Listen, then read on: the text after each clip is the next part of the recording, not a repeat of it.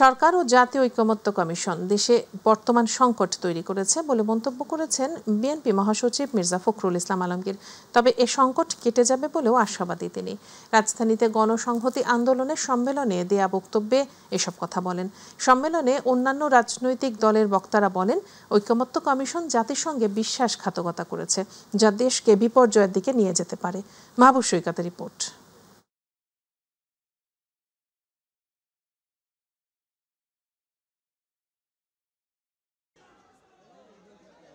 রাজধানীর রমনা ইঞ্জিনিয়ার্স ইনস্টিটিউশনে গণসংহতি আন্দোলনের পঞ্চম জাতীয় কাউন্সিল। অংশ নেন দেশের বিভিন্ন স্থান থেকে আসা নেতারা। আমন্ত্রিত অতিথির বক্তব্যে জুলাই সনদ বাস্তবায়নের সুপারিশ নিয়ে সৃষ্ট সংকটের বিষয়ে কথা বলেন ফ্যাসিবাদ বিরোধী আন্দোলনের ভূমিকা পালন করা বিভিন্ন রাজনৈতিক দলের নেতারা। যাদেরকে আমরা প্রায় মাথায় তুলে যাদেরকে আমরা রাখতে চেয়েছিলাম তাদেরকে এখন আখ্যায়িত করা, তারা এখন বিশ্বাসঘাতক হিসাবে, প্রতারক হিসাবে তাদেরকে এখন আখ্যায়িত করা হচ্ছে। আপনারা কি এটা সহিংসতাকে ডেকে আনছেন? রাজনৈতিক দুর্যোগকে আপনারা কি উস্কিয়ে দিচ্ছেন? আপনারা কি বিরোধ বৈরিতাকে আপনারা কি উস্কিয়ে দিচ্ছেন? ঐকমত্য কমিশনের সদস্যদেরকে এটা নিশ্চয়ই আমরা জিজ্ঞেস করতে পারি। জুলাই সনদ খেয়াল করবেন, দলিল যখন লেখা হয় তখন পর্যন্ত সংশোধন করা যায়, কিন্তু দলিল যখন সই হয়ে যায় তখন সেই দলিল বদল করা যায়? সই করবার পরে কেউ তাদের দিয়েছে গায়ের জোরে, মূর্খের মতো, না বুঝে যা ইচ্ছা তাই তারা কাজ করছে। ঘোষিত সময় ঠিক রেখে জাতীয় নির্বাচনের দাবির পাশাপাশি বিচার এবং সংস্কারকেও এগিয়ে নিতে সরকারকে তাগিদ দেন বক্তারা। জনগণের বৃহত্তর ঐক্য ছাড়া এই ফ্যাসিস্ট ব্যবস্থার পতন হবে না। এমন কোন অবস্থা সৃষ্টি করবেন না যাতে দেশে একটা অস্থিতিশীল রাজনৈতিক পরিস্থিতি তৈরি হয়। বাংলাদেশ যে পরিবর্তনকামীর পথে এগিয়ে যাচ্ছে, সেই জায়গায় এগিয়ে নিতে হলে আপনাদেরও এই নতুন পজিটিভ পরিবর্তনকে ইতিবাচকভাবে দেখতে হবে। বড় দলগুলোর সমালোচনা নয়, বরং বড় দলগুলোর কোন দিকটি তাদেরকে বড়ত্বের জায়গায় নিয়েছে সেই পাঠ থেকে আমরা ইনশাআল্লাহ আগামী দিনে তাদেরকে চ্যালেঞ্জ করব। ঐক্যের বিপরীতে ঐকমত্য কমিশনের সুপারিশে বিভেদ তৈরি হচ্ছে অভিযোগ করে সমাধানে সরকারকেই পদক্ষেপ নেওয়ার আহ্বান জানান বিএনপি মহাসচিব। আজকে যে সংকট তৈরি করেছে এই অন্তর্বর্তীকালীন সরকার, ঐকমত্য কমিশন, আমি বিশ্বাস করি যে এই সংকট কেটে যাবে। সরকারের কাছে আহ্বান থাকবেন, যা হওয়ার হয়ে গেছে আপনারা দয়া করে ওই সমস্যাগুলো সমাধান করে যাতে সবাই একসাথে আমরা নির্বাচনের দিকে যেতে পারি, এই সমস্যার সমাধান করে আমরা জনগণের কল্যাণের জন্য কাজ করতে পারি, সেই পথে গিয়ে চলুন। আমরা যেমন অতীতে আপনাদের সঙ্গে ছিলাম, সামনেও আপনাদের সঙ্গে থাকবো, কিন্তু অবশ্যই আপনাদেরকে নিজে এই যে জায়গা তৈরি করেছেন তার থেকে বেরিয়ে আসতে হবে। আপনাদেরকেই অন্য কেউ সেটা করে দেবে না। এর আগে জাতীয় প্রেস ক্লাবে জেএসটির আলোচনা সভায় একই বিষয়ে কথা বলেন মির্জা ফখরুল ইসলাম আলমগীর। মাহবুব সৈকত, মাই টিভি, ঢাকা। বিএনপি সংস্কার প্রস্তাব না মানলে নতুন করে রাজনৈতিক সংকট তৈরি হবে বলে মন্তব্য করেছেন জামায়াত ইসলামের নায়েবে আমির ডাক্তার সৈয়দ আব্দুল্লাহ মোহাম্মদ তাহের। কুমিল্লার 14 গ্রামে নিজ নির্বাচনী এলাকায় নির্বাচন কেন্দ্র পরিচালকদের নিয়ে সমাবেশে তিনি এমন মন্তব্য করেন। এদিকে খুলনার স্বাধীনতা চত্বরে আয়োজিত হিন্দু সম্মেলনে জামায়াতের সেক্রেটারি জেনারেল মিয়া গোলাম পরোয়ার জানান, জুলাই সনদ বাস্তবায়ন ও নভেম্বরে গণভোটের মাধ্যমেই ফেব্রুয়ারিতে জাতীয় নির্বাচন দিতে হবে। এস এম আরিফের রিপোর্ট। খুলনার স্বাধীনতা চত্বরে আয়োজিত হিন্দু সম্মেলনে কথা বলেন জামায়াতের সেক্রেটারি জেনারেল মিয়া গোলাম পরোয়ার। বিদ্যমান রাষ্ট্রের সুন্দর সংস্কারের জন্য ন্যাশনাল কনসেনসাস কমিশন যে সংস্কার করেছে, তিনি জানান, নভেম্বরে গণভোট ও নির্বাচনের আগে জুলাই সনদ বাস্তবায়ন করতে হবে। আমরা ফেব্রুয়ারিতে নির্বাচন চাই, প্রোভাইডেড জুলাই সনদ বাস্তবায়নের আদেশ জারি করুন, নভেম্বরে গণভোট দিন এবং আগামী সংসদে এটা আইনি ভিত্তি যখন পেয়ে যাবে সব সংস্কার তখন কাজে লাগবে। এদিকে কুমিল্লার 14 গ্রামে নিজ নির্বাচনী এলাকায় নির্বাচন কেন্দ্র পরিচালকদের সম্মেলনে যোগ দেন জামায়াতের নায়েবে আমির ডাক্তার সৈয়দ আব্দুল্লাহ মোহাম্মদ তাহের। এ সময় সংস্কার প্রস্তাব নিয়ে বিএনপির অবস্থানের সমালোচনা করেন তিনি। এখন বিএনপি যদি সংস্কার না মানে, এখন এই কথাটি বলা আমি মনে করি তাদের দায়িত্বহীনতার পরিচয়, নতুন করে দেশে একটি রাজনৈতিক সংকট তৈরি করার অপপ্রয়াস, এবং ফেব্রুয়ারিতে যে নির্বাচনটি এসে গেছে এই নির্বাচন সম্পর্কে মানুষের ভিতরে সংশয় তৈরি করার একটি অপকৌশল। এছাড়া ঢাকার মিরপুর ১৩ নম্বরে শেরেবাংলা সরকারি প্রাথমিক বিদ্যালয় মাঠে ব্রেস্ট ক্যান্সার সচেতনতামূলক ক্যাম্পে অংশ নিয়ে দলটির নায়েবে আমির অধ্যাপক মুজিবুর রহমান বলেন, পিআর পদ্ধতিতে নির্বাচন হলে কেন্দ্র দখল ও জাল ভোট বন্ধ হয়ে যাবে। আজকের মধ্যেই প্রধান উপদেষ্টাকে আমরা বলেছি, অধিকাংশ দল তারা চায় এখানে পিআর পদ্ধতি, এই পদ্ধতি চালু হলে এখানে ডাকাতি হবে না, এখানে গুন্ডামো হবে না। এস.এম. আরিফ, মাই টিভি, ঢাকা। গণভোট নির্বাচনের আগে হবে না পরে হবে, বিষয়টি এখনও নির্বাচন কমিশনের নজরে আসেনি। সরকার কিভাবে প্রস্তুতি নিচ্ছে সে বিষয়টি নির্বাচন কমিশনের কাছে এখনও পৌঁছায়নি। সিদ্ধান্ত হলে আনুষ্ঠানিকভাবে জানানো হবে বলে মন্তব্য করেছেন নির্বাচন কমিশনার আনোয়ারুল ইসলাম। তিনি বলেন, আগামী ফেব্রুয়ারিতে রমজান মাসের আগে জাতীয় সংসদ নির্বাচন অনুষ্ঠিত হবে।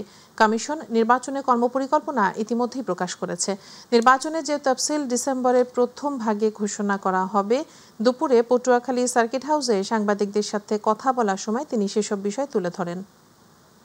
ফেব্রুয়ারি মাসে আমাদের ত্রয়োদশ জাতীয় সংসদ নির্বাচন অনুষ্ঠিত হবে।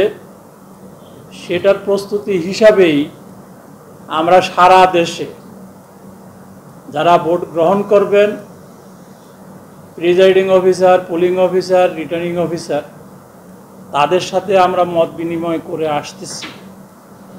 সেটার অংশ হিসাবে আমরা এখানে এসেছি। আমাদের এই কর্মশালাটি কালকে অনুষ্ঠিত হবে এবং সারা দেশে একটা ব্যাপক সাড়া পড়েছে। প্রধান উপদেষ্টা প্রেস সচিব মোহাম্মদ শফিকুল আলম জোর দিয়ে বলেছেন, আগামী ফেব্রুয়ারির 15 তারিখের মধ্যেই সংসদ নির্বাচন অনুষ্ঠিত হবে এবং এটিকে পেছানোর মতো কোনো শক্তি নেই। এছাড়া গণভোটের বিষয়ে প্রধান উপদেষ্টা সিদ্ধান্ত নেবেন বলেও জানিয়েছেন তিনি। সকালে নোয়াখালী বিজ্ঞান ও প্রযুক্তি বিশ্ববিদ্যালয়ে জুলাই কন্যা ফাউন্ডেশন এর উদ্যোগে আয়োজিত মাইন্ড ব্রিজ ও নলেজ কম্পিটিশন 2025 এ প্রধান অতিথির বক্তব্যে তিনি এ ঘোষণা দেন। তিনি উল্লেখ করেন, যে কোনো সিদ্ধান্ত নেওয়া হোক না কেন জাতীয় নির্বাচন সময় মতোই হবে।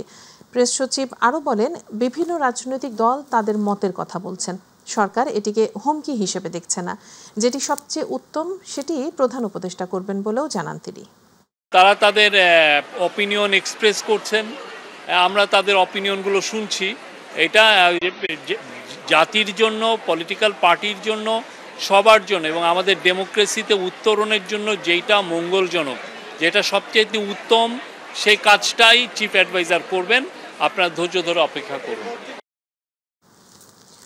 আদালতের নির্দেশে জয় বাংলা ব্রিগেড সম্পর্কিত রাষ্ট্রদ্রোহ মামলার প্রধান আসামি ও সাবেক প্রধানমন্ত্রী শেখ হাসিনা সহ 261 জন আসামিকে পলাতক দেখিয়ে পত্রিকায় বিজ্ঞপ্তি প্রকাশ করেছে পুলিশের অপরাধ তদন্ত বিভাগ সিআইডি। শুক্রবার সিআইডির বিশেষ পুলিশ সুপার জসিমউদ্দিন খানের সই করা এক বিজ্ঞপ্তিতে এ তথ্য জানানো হয়েছে। এতে বলা হয়েছে, ঢাকা মেট্রোপলিটন ম্যাজিস্ট্রেট আদালত বহুল আলোচিত জয় বাংলা ব্রিগেড সম্পর্কিত রাষ্ট্রদ্রোহ মামলার প্রধান আসামি সাবেক প্রধানমন্ত্রী শেখ হাসিনা সহ 261 জন আসামিকে পলাতক দেখিয়ে বহুল প্রচারিত দুটি জাতীয় দৈনিক পত্রিকায় বিজ্ঞপ্তি প্রকাশের জন্য আদেশ দেন। সেই আদেশের পরিপ্রেক্ষিতে শুক্রবার সিআইডি দুটি জাতীয় দৈনিক পত্রিকায় বিজ্ঞাপন প্রকাশ করে। রাজধানীতে ঝটিকা মিছিল থেকে কার্যক্রম নিষিদ্ধ ঘোষিত আওয়ামী লীগ ও এর সহযোগী সংগঠনের 46 জন নেতাকর্মীকে গ্রেপ্তার করেছে পুলিশ। এক সংবাদ সম্মেলনে তথ্য জানিয়েছেন ডিএমপির মিডিয়া অ্যান্ড পাবলিক রিলেশনস বিভাগের উপপুলিশ কমিশনার মোহাম্মদ তালেবুর রহমান। গ্রেপ্তারকৃতরা ঢাকার বাইরে থেকে আর্থিক চুক্তিতে ঢাকায় এসে বিক্ষোভ করেছে বলে জানিয়েছেন তিনি। মিছিলের মদতদাতা এবং অর্থদাতাদের গ্রেপ্তারের চেষ্টা চলছে। এছাড়া গেল এক বছরে প্রায় 3000 আওয়ামী লীগ এবং এর সহযোগী সংগঠনের নেতাকর্মী গ্রেপ্তার হয়েছে বলে জানিয়েছেন তিনি। নিষিদ্ধ ঘোষিত বিভিন্ন সংগঠন এবং কার্যক্রম নিষিদ্ধ সংগঠন তাদের যে অপতৎপরতা সেটা রোধ করার জন্য ঢাকা মহানগর পুলিশ সক্রিয় রয়েছে এবং তারই অংশ হিসেবে এই গ্রেফতারগুলো সংগঠিত হয়েছে এবং গ্রেফতারকৃতদের বিরুদ্ধে সংশ্লিষ্ট থানায় সন্ত্রাস বিরোধী আইনে নিয়মিত মামলা রুজু করা হয়েছে। যারা এখানে ইন্ধন দিচ্ছে, যারা তাদের সংগঠিত করছে, তারাও যে আমাদের নজরের মধ্যে নেই সেটা কিন্তু বলা যাবে না। আমাদের তৎপরতার কারণে এই গ্রেফতারগুলো করা সম্ভব হচ্ছে।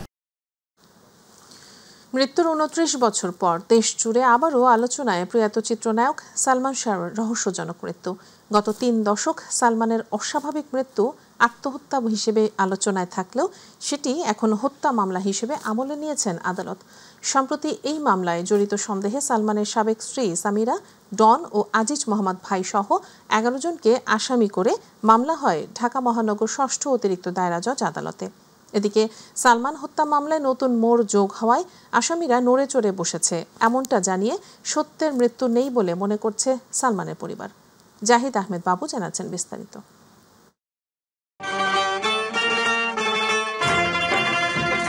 সালমান শাহ বাংলা চলচ্চিত্রের এক উজ্জ্বল নক্ষত্র। মৃত্যুর ২৯ বছর পরও যার জনপ্রিয়তা তুঙ্গে। আমার জন্য গড়েছি আমি মঞ্জিল ভালোবাসা। ১৯৯৬ সালের ৬ সেপ্টেম্বর এক রহস্যময় মৃত্যু হয় সালমান শাহর। কিন্তু ৩ দশক ধরে সেই রহস্যের জালে কেবল একটি কথাই আটকে থাকে, তা হলো হত্যা নয়, আত্মহত্যা করেই মৃত্যু হয়েছে ক্ষণজন্ম নায়ক সালমান শাহর, যেটি ২০২০ সালে পিবিআই কর্তৃক চূড়ান্ত প্রতিবেদন দেওয়ার ফলে এটি একটি অপমৃত্যু মামলা হিসেবে পরিণত হয়। কিন্তু তৎকালীন পিবিআই প্রতিবেদন চ্যালেঞ্জ করে পুনরায় সালমানের রহস্যজনক মৃত্যু তদন্তে আদালতের দ্বারস্থ হন সালমানের মা নীলা চৌধুরী। সালমানকে মেরে ফেলা হয়েছে, সালমান শাহর হত্যার বিচার হবে। আমার ম্যাজিস্ট্রেট কি সাক্ষী হবে না? আমার ম্যাজিস্ট্রেটকে তো সাক্ষী ডাকা হয় নাই। পরে আদালতে উপস্থাপিত তথ্যপত্রের ভিত্তিতে পিবিআই এর প্রতিবেদনে বিভিন্ন জায়গায় ভুল ও অসঙ্গতি থাকায় আদালত এই মর্মে সিদ্ধান্ত নেন যে এটি একটি সুস্পষ্ট হত্যা মামলা। আর সেই ধারাবাহিকতায় চলতি মাসের ২০ তারিখ সালমান পরিবার কর্তৃক দায়েরকৃত রিভিশন দোতরফা শুনানির মাধ্যমে নিষ্পত্তি করে এই রায় দেন আদালত। তাই দীর্ঘ ২৯ বছর পর অপমৃত্যুর এই মামলাটি হত্যা মামলায় রূপান্তর হওয়ায় একটি হত্যা মামলা দায়ের করা হয় রাজধানীর রমনা থানায়। এই ঘটনায় সালমান শাহর সাবেক স্ত্রী সামিরা হক, ডন ও আজিজ মোহাম্মদ ভাই সহ ১১ জনকে আসামি করে একটি হত্যা মামলা দায়ের নির্দেশ দেন আদালত। এই ঘটনায় আসামিদের গ্রেপ্তার করার কোনো প্রকার চাপ নেই বলে জানান রমনা থানার ভারপ্রাপ্ত কর্মকর্তা গোলাম ফারুক। বেশ কিছু আসামি দেশের বাইরেও আছে, আর যারা দেশে আছেন তাদের দেশ থেকে জন্য আমরা মাননীয় আদালতের মাধ্যমে ইমিগ্রেশনকে চিঠি দিয়েছি, আর তাদের অবস্থান শনাক্তের জন্য চেষ্টা আমরা করতেছি। এতদিন এই মামলাটিকে ক্ষমতার দাপটে প্রবাহিত করা হয়েছে জানিয়ে সালমানের মামা আলমগীর কুমকুম জানান সত্যের মৃত্যু নেই। সবে শুরু হলো, ইনশাল্লাহ প্রমাণিত হবে, প্রমাণ হবে যে এটা প্রিপ্ল্যান মার্ডার। তিনি জানান আত্মহত্যা নয়, বরং হত্যা করেই মারা হয়েছে প্রয়াত নায়ক সালমান শাহকে। তাই খুব শীঘ্রই সালমান হত্যার বিচার দেখবে তার অগণিত ভক্তরা। এগুলো ধামাচাপা দেওয়ার কোনো রাস্তা নাই, এটা উঠবেই উঠবে ইনশাল্লাহ ইনশাল্লাহ। সালমান শাহর মা জীবিত আছেন, আমি আছি জীবিত, চালায়া যাচ্ছি। যদি মারা যায় ইনশাল্লাহ সালমান শাহর যে ভক্তবৃন্দ আছে চালায়া যাবে।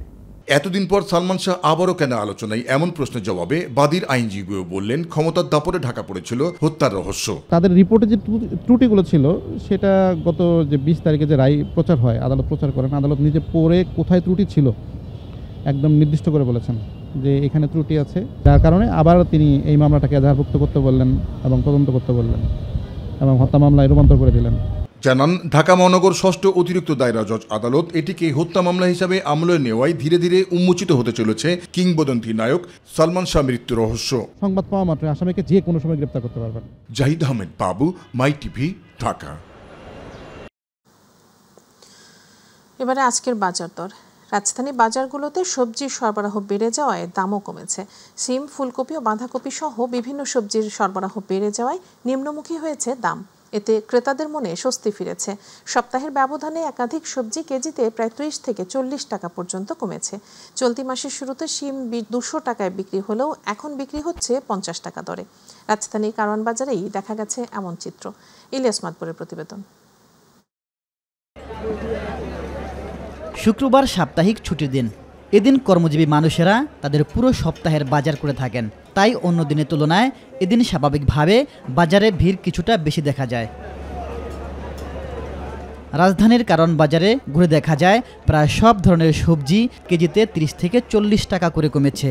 তবে শীত আসলে সবজির দাম আরও কমবে বলে মনে করছেন ক্রেতারা। আজকে যেমন এক্সপেকটেশন ছিল ওই অনুযায়ী কমে নাই, স্থিতিশীল এবং কিছু কিছু সবজির আবার অল্প একটু দাম বেশিও পেলাম। 1 কেজি সিম কিনছি 250 টাকা, এখন 1 কেজি সিম 70 টাকা।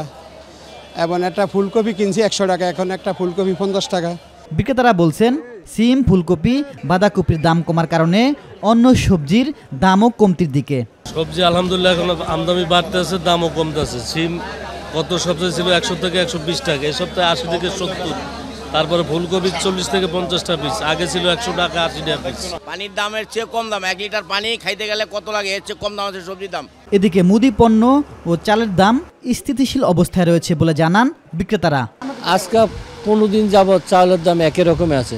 তো আমরা আশাবাদী সামনে সিজন আসতেছে, হয়তো সিজন আসলে চালের দাম কমানোর সম্ভাবনা আছে। ব্রয়লার মোরগ বিক্রি হচ্ছে 170, সোনালী মোরগ 280, দেশি মোরগ 540 টাকা দরে বিক্রি হচ্ছে। এছাড়া বাজারে গরুর মাংস 760 টাকা ও খাসির মাংস 1200 টাকা দরে বিক্রি হচ্ছে। ইলিয়াস মাতবর, মাই টিভি, ঢাকা। 17 বছরে বাংলাদেশের মানুষের ভোটের অধিকার হরণ করা হয়েছিল। সে ভোটের অধিকার ফিরিয়ে দেয়া হবে আগামী নির্বাচনের লক্ষ্য এটি। এবারের নির্বাচন হবে উন্নয়ন ও স্থিতিশীল রাজনীতি কায়েম করার বলে জানিয়েছেন attorney general advocate Mohammad Asaduzzaman. শুক্রবার বিকেলে ঝিনাইদহের শৈলকুপায় এক গণসমাবেশে প্রধান অতিথির বক্তব্যে তিনি একথা বলেন। শেখ হাসিনা পালিয়ে গেলেও তাদের নেতাকর্মীদের সরকার নজর রাখছে উল্লেখ করে অ্যাটর্নি জেনারেল হুঁশিয়ারি দিয়ে বলেন, আগামীতে কোনো ষড়যন্ত্র করার চেষ্টা করা হলে তার ফলাফল ভালো হবে না। বাংলাদেশের সমস্ত সেক্টরে মানুষের ভোটের অধিকার হরণ করা হয়েছিল।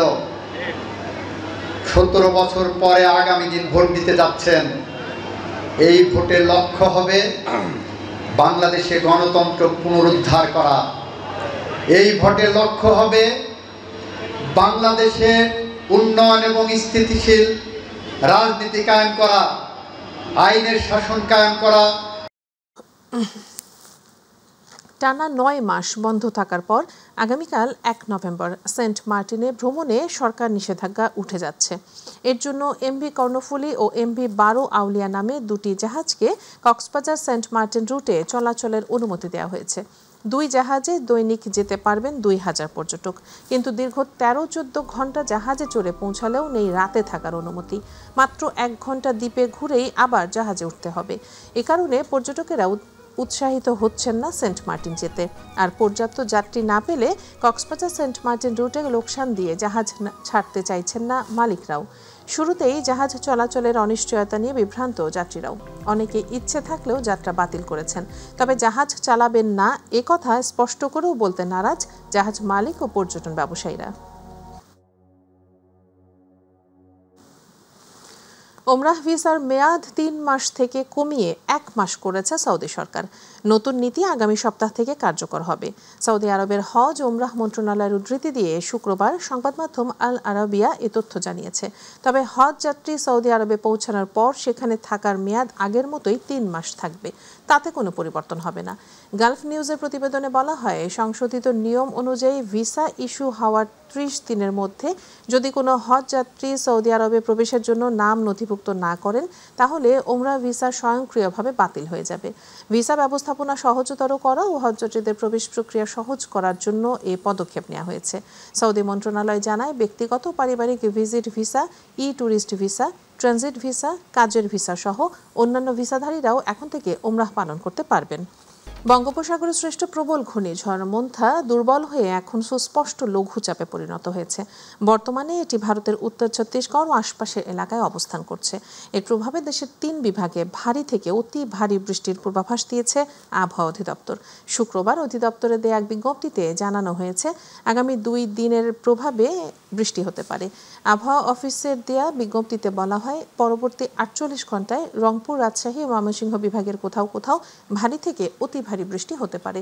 কোনো এলাকায় 24 ঘন্টায় 44 থেকে 88 মিলিমিটার বৃষ্টি হলে তাকে ভারী বৃষ্টি এবং 88 মিলিমিটারের বেশি বৃষ্টি হলে তাকে বলা হয় অতি ভারী বৃষ্টি। আলু সংরক্ষণ করে ব্যাপক লোকসানের মুখে পড়েছেন উৎপাদনে দেশের অন্যতম শীর্ষ জেলা মুন্সিগঞ্জের কৃষক ও ব্যবসায়ীরা। জমিতে উৎপাদন থেকে হিমাগারে সংরক্ষণ পর্যন্ত যে পরিমাণ খরচ হয়েছে তার অর্ধেক দামেও আলু বিক্রি করতে পারছেন না তারা। বাজারে চাহিদা কম থাকায় দিশেহারা কৃষকরা এখন ভবিষ্যৎ নিয়ে উদ্বিগ্ন। প্রতিনিধি শেখ মোহাম্মদ রতনের তথ্যচিত্রে আরও জানাচ্ছেন শামস তাবরিজ উচ্ছ্বাস। মুন্সিগঞ্জ জেলায় গত মৌসুমে ৩৪,৭৫৮ হেক্টর জমিতে আলুর আবাদ হয়। এতে উৎপাদন হয় ১০,৮২,৫৩৮ মেট্রিক টন আলু। জেলার ৬১টি সচল হিমাগারে মোট ধারণ ক্ষমতা প্রায় ৫.৫ লাখ মেট্রিক টন। স্থায়ীভাবে মাচা পদ্ধতিতে সামান্য পরিমাণ আলু সংরক্ষণ শেষে এবছর 5,23,335 মেট্রিক টন আলু হিমাগারে রেখেছেন প্রান্তিক কৃষক ও ব্যবসায়ীরা। বর্তমানে প্রায় 2,88,000 টন খাওয়ার আলু অবিকৃত অবস্থায় হিমাগারে পড়ে আছে, যা এখন ব্যবসায়ী ও কৃষকদের গলার কাটা। যেই পজিশনে আলু স্টক রয়েছে, এই পজিশনে আলু কিছু বিদেশে রপ্তানি করতে পারত, তাইলে মনে করেন যে আলুর বাজার হয়তো একটু বাড়তে পারত। 28 টাকার আলুটা 12 টাকা থেকে যদি 7 টাকার জায়গা তো পাকা যায় 5 টাকা, তো 1 কেজি আলু পার কেজিতে 23 টাকা লস হয়। আবাদ মৌসুমে বীজ, সার ও কীটনাশকের দাম বেড়ে যাওয়ায় উৎপাদন খরচও বেড়েছে কয়েক গুণ। মাঠ পর্যায়ে প্রতি কেজি আলু উৎপাদন খরচ পড়েছে 17 থেকে 19 টাকা, কিন্তু সংরক্ষণের 5 মাস পর এখন হিমাগারে পাইকারি পর্যায়ে আলু বিক্রি হচ্ছে প্রতি কেজি 10 থেকে 12 টাকায়। এতে মূলধন হারিয়ে দিশেহারা কৃষক ও ব্যবসায়ীরা।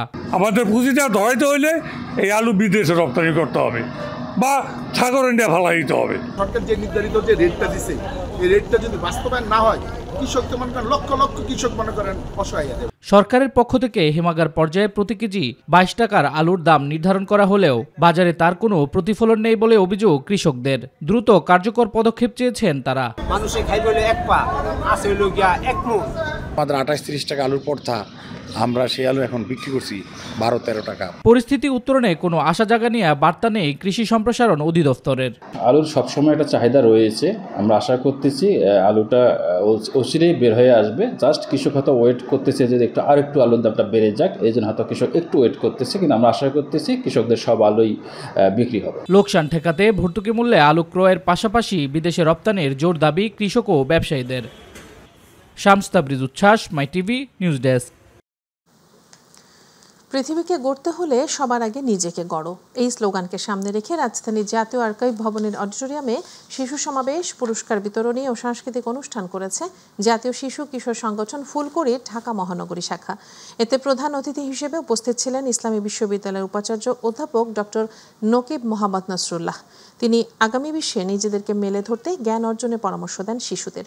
সমাবেশ শেষে শিশুদের অংশগ্রহণে একটি মনোজ্ঞ সাংস্কৃতিক অনুষ্ঠান পরিবেশন করা হয়।